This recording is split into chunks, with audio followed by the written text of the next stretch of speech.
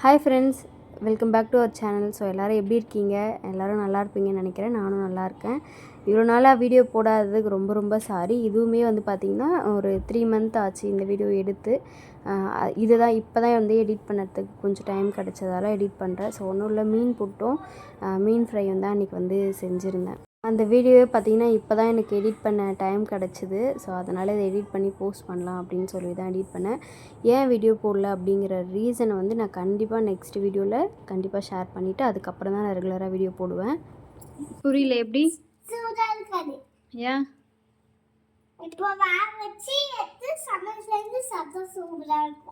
எப்படி சமையல் செய்யணும்?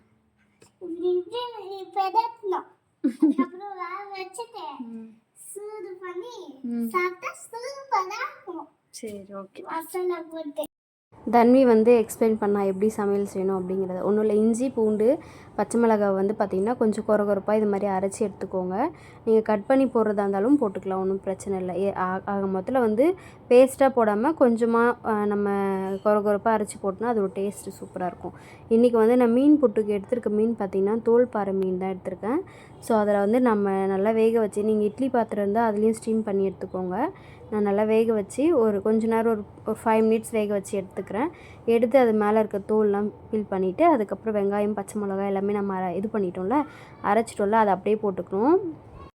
வெங்காயம் மட்டும் நல்லா பொடி பொடியாக கட் பண்ணிக்கோங்க. மீனில் முள் ஏதாச்சும் இருந்தால் அதை நல்லா ஃபைன் பண்ணி எடுத்துக்கோங்க. ஏன்னா குழந்தைங்க சாப்பிட்ற மாதிரி இருந்தால் அது வந்து சிக்கிக்க வாய்ப்பு இருக்குது, அதனால் சொல்கிறேன். ஸோ இது எல்லாத்தையுமே அரைச்சி வச்சது எல்லாத்தையுமே போட்டு நல்லா வதக்கிட்டு அதுக்கப்புறம் வெங்காயத்தை ஆட் பண்ணி நல்லா அதையும் நல்லா வதக்கிக்கும். வெங்காயம் வந்து ஒரு 70% வெந்தால் போதும். ஏன்னா ரொம்பலாம் அது வந்து குக் ஆகணும்னு இல்லை, கொஞ்சம் அப்படி இருந்தால் தான் நல்லாயிருக்கும் சாப்பிட்றதுக்கு. ஸோ அதனால் வந்து அந்த மாதிரி போட்டு நல்லா வதக்கிக்கோங்க. ஆனால் பொடி பொடியாக கட் பண்ணி வதக்கி வைக்கோங்க, அப்போ தான் வந்து டேஸ்ட்டு சூப்பராக இருக்கும். மீன் புட்டு வந்து பார்த்திங்கன்னா நிறைய மீனில் செய்யலாம், சொரா மீனில் தான் செய்யணுன்னு இல்லை. நிறைய முள் இல்லாத மீன் இருக்கும்ல, ஒரு சென்டர் முள் மட்டும் வரக்கூடிய எல்லா மீன்லேயுமே வந்து நம்ம அதை ட்ரை பண்ணலாம், நல்லாயிருக்கும். கண்டிப்பாக ட்ரை பண்ணி பார்த்துட்டு எப்படி இருக்குதுன்னு சொல்லுங்கள். ஸோ இதுக்கப்புறம் நம்ம சேனலில் ரெகுலராக வீடியோ போடணும் அப்படின்னு சொல்லிட்டு ஸோ பார்ப்போம் நம்ம சேனலில் இதுக்கப்புறம் எப்படி வீடியோ வருது அப்படின்னு சொல்லிட்டு நான் முடிவு பண்ணியிருக்கேன். ரெகுலராக போடணும் அப்படின்னு சொல்லிட்டு பார்ப்போம். நான் லாங் வீடியோ அப்படி இல்லைனாலும் ஷார்ட்ஸ் ஆச்சும் போடணுன்னு முடிவு பண்ணியிருக்கேன். ஸோ பார்ப்போம் எப்படி பண்ணுறேன் அப்படின்னு சொல்லிட்டு. ஹெல்த்து முக்கியம், ஹெல்த்து பார்த்துட்டு அதுக்கப்புறமா தான் வந்து நான் இது பண்ணணும். ஏன்னா நம்மளோட ஹெல்த் முக்கியம் இல்லைங்க. அப்புறமா தான் எதுவாக இருந்தாலும் நம்மளால் வேலையை எனர்ஜியாக செய்ய முடியும். ஸோ ஃபஸ்ட்டு ப்ரையாரிட்டி பார்த்திங்கன்னா ஹெல்த்துக்கு தான் நான் கொடுக்கணும் இந்த டைமில். ஸோ என்னங்கிறத நான் லாங் வீடியோவில் கண்டிப்பாக சொல்கிறேன்.